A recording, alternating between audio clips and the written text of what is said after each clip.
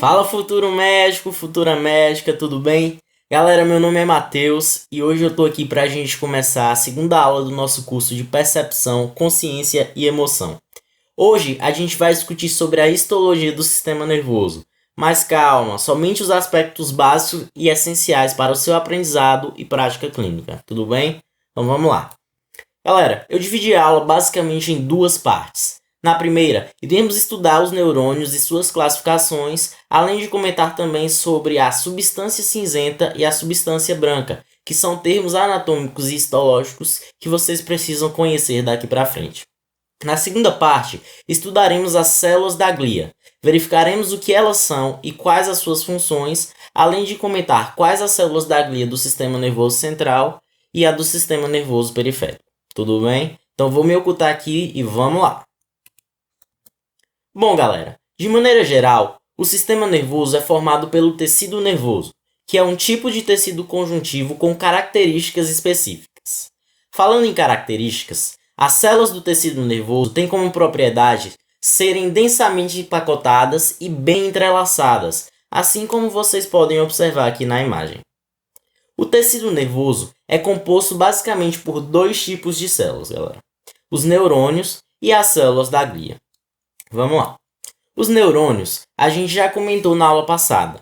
Eles também podem ser chamados de células nervosas e são as células responsáveis pela recepção, transmissão e processamento de estímulos. Todos os neurônios são compostos por três estruturas básicas: os dendritos, o corpo celular e o axônio. Mas agora a gente precisa conhecer qual a função de cada estrutura dessa, certo? Bom, os dendritos são as regiões especializadas em receber estímulos. A membrana celular dessa região é rica em receptores que captam estímulos químicos nas regiões próximas. O corpo celular, por sua vez, é o centro biosintético da célula. É lá que a gente encontra o núcleo e a maioria das organelas do neurônio. Essa região também é uma região receptora, ou seja, o corpo celular também é capaz de receber estímulos. E por último, temos o axônio, que é a região de geração e condução de impulsos nervosos, certo? Mas quando a gente comenta sobre axônio, é preciso falar também sobre a estrutura que o reveste. A maioria dos axônios é revestida por uma camada de tecido adiposo intermitente que a gente chama de bainha de mielina. A função da bainha de mielina é proteger e aumentar a velocidade de condução do impulso nervoso, o qual, com ela, ganha uma condição saltatória. As regiões que não são preenchidas pela bainha de mielina são chamadas de nódulos de Ranvier, como demonstrado aqui em amarelo nesta imagem. Vamos lá. Bom, no nosso corpo existem bilhões de neurônios, os quais possuem essas três estruturas básicas que a gente comentou. No entanto, esses bilhões de neurônios podem diferir de acordo com a sua forma e função. Dessa maneira, é importante que a gente estude a classificação desses neurônios, começando de acordo com a sua morfologia.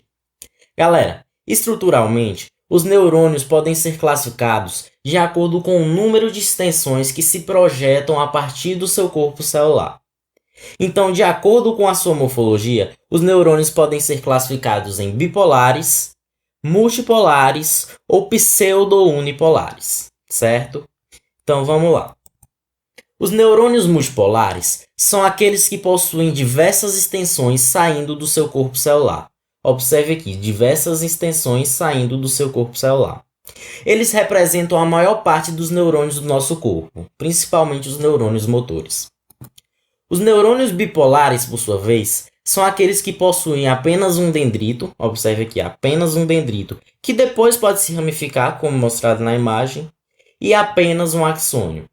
Esses neurônios bipolares representam os neurônios presentes nos gânglios da retina e na mucosa olfatória. E os neurônios pseudo-unipolares, que são aqueles em que o dendrito, observe aqui, o dendrito e o axônio se fundem formando um prolongamento contínuo. Esses neurônios pseudo-unipolares representam os neurônios presentes nos gânglios espinhais. Bom, mas não acaba por aí. Os neurônios também podem ser classificados de acordo com a sua função.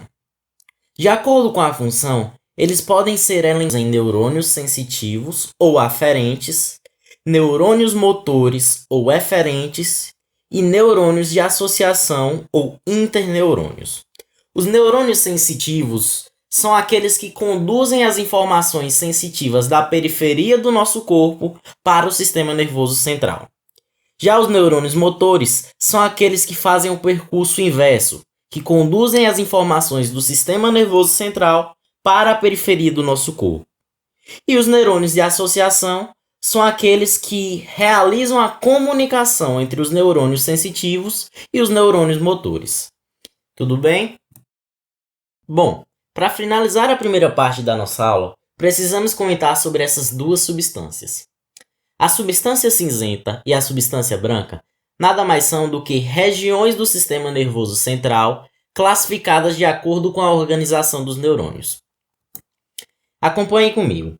A substância cinzenta é definida como a região onde os corpos celulares dos neurônios estão agrupados. Vale ressaltar que a localização da substância cinzenta difere da medula espinhal para o cérebro. Enquanto que na medula espinal a substância cinzenta é encontrada na porção mais central, formando aquilo que a gente chama de H medular, lá no cérebro a substância cinzenta está localizada na porção mais periférica, na região que a gente chama de córtex cerebral. É preciso falar também que as sinapses que ocorrem no sistema nervoso central vão estar ocorrendo ali na substância cinzenta. A substância branca, por sua vez, é definida como a região onde os axônios e células gliais estão agrupadas. Vale ressaltar também que a localização da substância branca também difere da medula para o encéfalo. Enquanto que na medula espinal a substância branca é localizada na porção mais periférica, lá no nosso encéfalo, no cérebro, a substância branca é localizada na porção mais interna, mais central. Tudo bem? Também é preciso falar que a cor branca é proveniente das bainhas de mielina que estão circundando os muitos axônios presentes nessa região. Bom, depois de comentar sobre os neurônios e suas peculiaridades, precisamos comentar agora sobre o segundo componente do tecido nervoso, as células da glia. As células da glia, galera, são células de tecido nervoso responsáveis por sustentar, nutrir e proteger os neurônios e o nosso sistema nervoso. Elas possuem algumas diferenças básicas em relação aos neurônios. Ao contrário deles, a neuróglia não gera ou propaga potenciais de ação, isto é, impulsos nervosos. Além disso, a neuróglia pode se multiplicar e se dividir no sistema nervoso já maduro, algo que os neurônios não realizam. Existem 6 tipos básicos de células da glia, 4 pertencentes ao sistema nervoso central e 2 ao sistema nervoso periférico. As células da glia que compõem o sistema nervoso central são os astrócitos, os oligodendrócitos, as células microgliais e as células ependimárias. E as células da glia que pertencem ao sistema nervoso periférico são as células de Schwann e as células satélite. Aqui nessa imagem nós podemos observar os 6 tipos de células da glia: as células ependimárias, os oligodendrócitos, os astrócitos, a micróglia, as células satélite e as células de Schwann. Vamos comentar uma por uma agora. Os astrócitos, galera, são células com o formato de estrela. Eles possuem muitos prolongamentos e são as células mais numerosas e maiores componentes da neuróglia, certo? Eles possuem 3 funções principais que são muito importantes. A primeira é a de sustentar e de fornecer suporte aos neurônios, devido ao seu forte citoesqueleto. A segunda é a de formar uma barreira que a gente chama de barreira hematoencefálica, a qual restringe a passagem de substâncias entre o sangue e o líquido intersticial do sistema nervoso, certo? A terceira função dos astrócitos é a de manter um ambiente químico adequado para o funcionamento das células do sistema nervoso. Ele regula a concentração de íons como o potássio e faz a recaptação de neurotransmissores em excesso para manter esse equilíbrio no ambiente. Ok? Aqui vocês podem observar o aspecto dos astrócitos, os seus prolongamentos para os capilares para formar a barreira hematoencefálica. E nessa outra imagem vocês podem observar os astrócitos em rosa, ao lado de outras células da glia e dos neurônios. A segunda célula que a gente precisa comentar é os oligodendrócitos. Os oligodendrócitos são um pouco parecidos com os astrócitos, mas eles são menores e contêm menos prolongamentos, como vocês podem observar aqui na imagem. A função do oligodendrócito é de formar e realizar a manutenção da bainha de mielina presente nos neurônios do sistema nervoso central.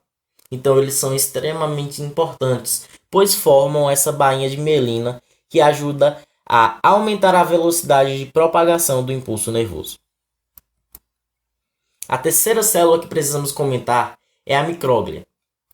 A micróglia são células que têm finas projeções, como vocês podem observar, que geralmente dão origem a numerosas ramificações. Observem aqui na imagem, finas ramificações, projeções, que dão origem a numerosas ramificações. A micróglia nada mais é do que os fagócitos do sistema nervoso central. Sendo assim, a sua função é a de remover restos celulares e de fagocitar micro-organismos e tecido nervoso danificado. Ok? Aqui nessa imagem nós podemos ver em marrom a micróglia ao lado de outras células da glia e dos neurônios. As células ependimárias, por sua vez, são células cúbicas ou colunares que revestem o canal medular e a cavidade dos ventrículos do cérebro. Ok? Elas são dispostas em uma camada única e geralmente apresentam microvilosidades e cílios. A função das células ependimárias é bem importante. Elas produzem, monitoram e auxiliam na circulação do líquido cerebroespinal. Além disso, as células ependimárias também formam a barreira hematoencefálica. Ok? Agora, partindo para as células da glia que compõem o sistema nervoso periférico, nós iremos falar sobre as células de Schwann, que são extremamente importantes, pois revestem os axônios do sistema nervoso periférico e formam a sua bainha de mielina. Logo, já sabemos a sua função, formar e manter essa importante estrutura que aumenta a velocidade de propagação do impulso nervoso. E por último, precisamos falar sobre as células satélites. As células satélites são células achatadas que revestem os corpos celulares lá dos neurônios que estão presentes nos gânglios do sistema nervoso periférico. A função dela é de fornecer suporte estrutural e regular a troca de substância entre os corpos celulares dos neurônios e o líquido intersticial que rodeia o sistema nervoso. Então, galera, por hoje é isso. O que a gente precisa conhecer da histologia do sistema nervoso são esses aspectos, as características dos neurônios, as funções das células da glia, entender o que elas são, entender também o que é a substância branca e a substância cinzenta. Eu vejo vocês na próxima aula. Valeu!